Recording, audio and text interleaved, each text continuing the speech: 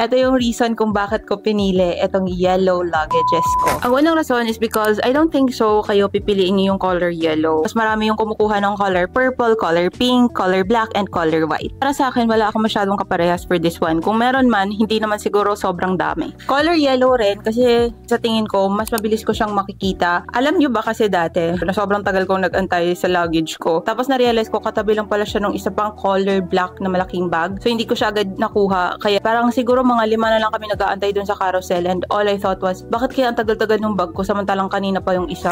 And babe, kung hindi mo pa napapansin, I feel like I love yellow. Hindi ko lang siya maamin, pero ngayon aaminin ko na I love yellow. Halos lahat ng mga damit ko is on the darker side. Gusto ko lang siyang maging yellow para naman hindi ako magmukhang sobrang sad. So, kailangan natin ng kulay.